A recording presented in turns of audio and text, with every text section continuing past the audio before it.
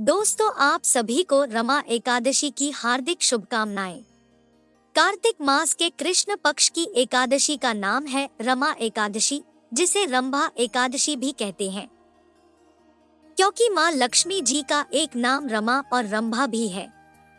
इसलिए इस एकादशी का नाम मां लक्ष्मी जी के नाम पर पड़ा है। इस बार 9 नवंबर गुरुवार के दिन रमा एकादशी है। इसी दिन एकादशी का व्रत रखा जाएगा और इसी दिन गोवत्स द्वादशी भी है। गोवत्स द्वादशी के दिन गौ माता और उनके बछड़ों की पूजा की जाती है। हमारे हिंदू धर्म में गौमाता को बहुत ही पवित्र माना जाता है। इस दिन महिलाएं अपने बच्चों की खुशी और उनके लंबे जीवन के लिए व्रत रखती है। इस व्रत को नंदिनी व्रत के रूप में भी जाना जाता है। मान्यता है कि जो भी निसंतान दंपति इस दिन उपवास रखकर गौमाता की श्रद्धापूर्वक पूजा करते हैं, उन्हें जल्दी ही संतान सुख भी प्राप्त होता है। तो ऐसे में आप एकादशी का व्रत और गोवत्स द्वादशी का व्रत दोनों ही व्रत एक साथ रख सकते हैं। लेकिन व्रत रखने के साथ साथ आपको एकादशी की तिथि और शुभ मुहूर्त का भी ध्यान जरूर रखना चाहिए। कई बार ऐसा होता है कि एकादशी की तिथि 2 दिन तक होती है, तो ऐसे में जो पहले दिन की एकादशी होती है वो दशमी तिथि युक्त एकादशी मानी जाती है, और जो दूसरी एकादशी होती है उसे दूजी एकादशी और वैष्णव एकादशी कहते हैं, जिसे इस्कॉन से जुड़े हुए सभी लोग रखते हैं। ऐसे में दूजी एकादशी का व्रत सबसे ज्यादा शुभ और फलदायी माना जाता है। जो भी सन्यासी हो, विधवा हो या फिर मोक्ष प्राप्ति की इच्छा रखने वाले लोग हो, उन्हें दूजी एकादशी का व्रत जरूर रखना चाहिए। मान्यताओं के अनुसार दशमी तिथि योग जो एकादशी होती है, उस दिन यदि व्रत रखा जाता है तो उससे आसुरी शक्ति को बल मिलता है। ऐसे में रखे गए व्रत का पुण्य असुरों को प्राप्त हो जाता है। इसलिए आप जब भी एकादशी का व्रत रखें तो शुभ मुहूर्त का ध्यान जरूर रखें। एकादशी के दिन चावल का पूरी तरह से निषेध किया जाता है।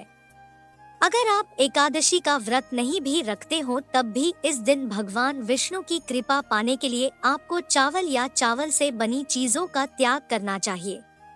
इस दिन सुबह से लेकर एकादशी का व्रत रखा जाता है।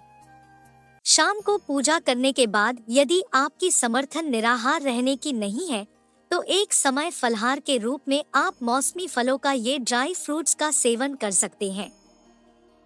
और अन्य अगले दिन शुभों में द्वादशी तिथि को ही ग्रहण किया जाता है, जिसे एकादशी व्रत का पारणा करना कहते हैं।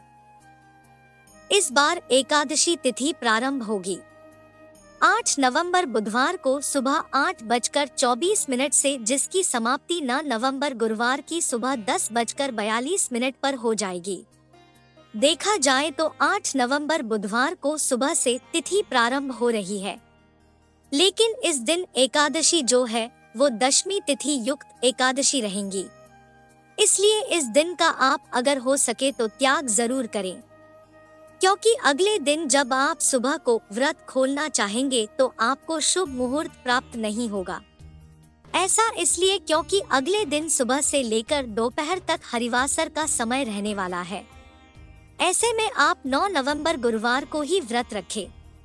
द्वादशी तिथि प्रारंभ होगी 9 नवंबर गुरुवार की सुबह 10:43 से, और इसी के साथ हरिवासर का समय भी शुरू हो जाएगा, जो कि लगभग 5 से 6 घंटे तक रहेगा। और द्वादशी तिथि जो समाप्त होगी वो 10 नवंबर शुक्रवार की दोपहर 12:35 पर होगी। हरिवासर के समय खोले गए व्रत को भगवान विष्णु स्वीकार नहीं करते हैं। ऐसे में रखा गया व्रत अधूरा ही रहता है। इसलिए आप हमेशा हरिवासर का समय भी जरूर से ध्यान में रखें। द्वादशी तिथि यानी 10 नवंबर शुक्रवार को व्रत पारणा वाले दिन सूर्योदय सुबह 6:41 पर होगा, और हमेशा व्रत सूर्योदय के बाद ही खोला जाता है। सूर्यास्त शाम 5:40 पर होगा। हस्त नक्षत्र का शुभ योग इस दिन पूरा दिन रहने वाला है, जो कि बहुत शुभ है। हरिवासर का जो समय है वो 9 नवंबर को शाम 5 बजे तक समाप्त होगा।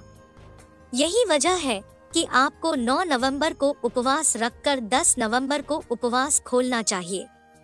राहु काल का समय 10 नवंबर को सुबह 10:30 से दोपहर 12 बजे तक रहेगा। आप जानते हैं कि एकादशी का व्रत किस समय खोला जाएगा? एकादशी का व्रत आप 10 नवंबर शुक्रवार को सुबह 6:42 से 9:15 के बीच में खोल सकते हैं। अगर आप इस शुभ मुहूर्त में व्रत खोलते हैं, तभी आपको व्रत का पूरा पुण्य प्राप्त हो सकता है। पौराणिक कथा के अनुसार मुचुकुंद नाम का एक राजा था जो कि बहुत ही बड़ा धर्मात्मा और परोपकारी था। उसकी बेटी का नाम चंद्रभागा था। उसने अपनी बेटी का विवाह चंद्रसेन के बेटे शोभन से कर दिया। रमा एकादशी का दिन आने पर शोभन ने श्रद्धारहित होकर व्यवस्था पूर्वक रमा एकादशी का व्रत रखा, जिसके कारण उसके प्राण निकल गए, जिसके कारण उसे अगले जन्म में अस्थित राज्य प्राप्त हुआ। लेकिन चंद्रभागा द्वारा रखे गए एकादशी व्रत के पुण्य मिलने पर उसका राज्य स्थिर हो गया और अंत में चंद्रभागा को भी अपने पति का सानिध्य प्राप्त हो गया। इस प्रकार व्रत के पुण्य प्रभाव से अंत में दोनों को ही सद्गति प्राप्त हुई। दोस्तों, ये जानकारी आपको कैसी लगी? वीडियो को लाइक करके कमेंट बॉक्स में बताना मत भूलिएगा। दोस्तों, अगर आपने इस चैनल को सब्सक्राइब नहीं किया है तो चैनल को सब्सक्राइब कर लीजिएगा। दोस्तों, पूरी जानकारी सुनने के लिए आपका बहुत बहुत धन्यवाद।